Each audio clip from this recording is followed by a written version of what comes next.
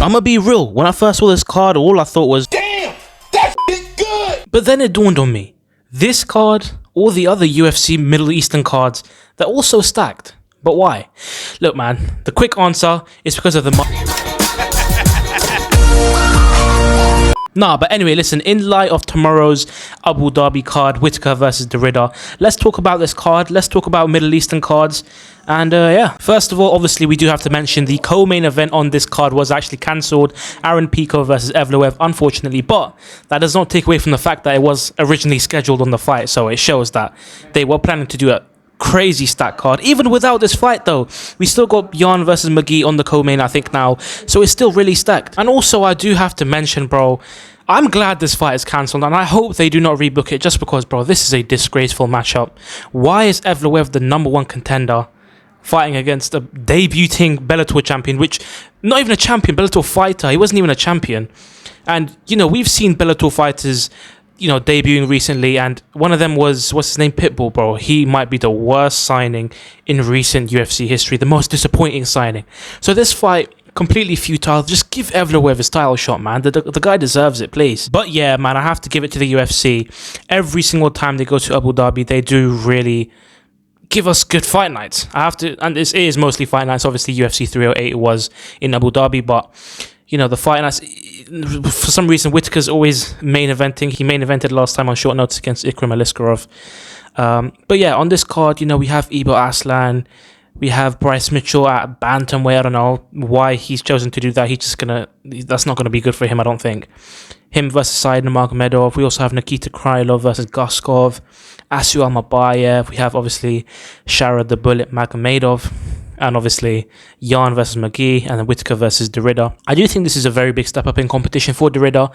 Do I think he deserves it? I don't know. I mean, I guess, man. Like, he is a established good UFC fighter. I mean, he has won 3 or 4 in the UFC now.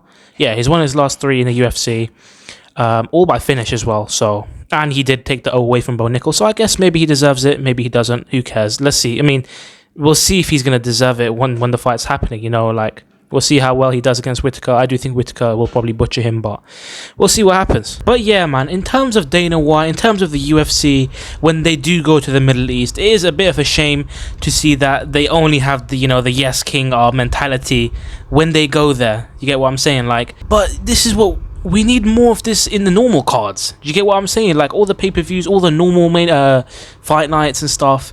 We need some more stacked fight nights, and I think it's easy to make, but I don't think we need to have a fight night every single weekend. I think once every 2 weeks, and then just stack those, yeah, or not stack. You don't need to stack it, but you need to at least make it better. That's how you're gonna get more fans in the UFC anyway. I know. To be fair, I would say that these Middle Eastern cards do bring a large audience from the Middle East out to watch this. But yeah, man, bro, imagine if they had this level of, you know, card in normal fight night arenas, like, you know, when they went to Nashville or whatever, Sacramento. When they go there, they should have the same kind of stacking of the cards, and that will get so many fans in. But listen, don't take this as a complaining video. I'm not complaining. In fact, I'm happy. Listen, every time the UFC goes to Abu Dhabi or Saudi Arabia, the UK fans are always happy. Why? Because these are the only events where we can actually watch it at a good time. You know, in the UK, we're always messed up by the time zones, you know, difference. You know, whenever the cards are in the US, in the UK, the cards are happening at 3 a.m, bro. That's not ideal. But even when the UFC comes to the UK, the last time they came to the UK at UFC 304, they still did the card at 3 a.m, bro. What's the point of that? That was disappointing from the UFC. But every time they go to the, you know, Abu Dhabi or Saudi Arabia, the fight night always starts at 5 o'clock, and, you know, the main card's always on about 8 o'clock. So that's good. Anyway, here are my predictions for this fight night. I forgot to give my predictions. There they are. You guys let me know if you agree with that. Anyway, that's about it for today's video. Please do like, comment, share, subscribe.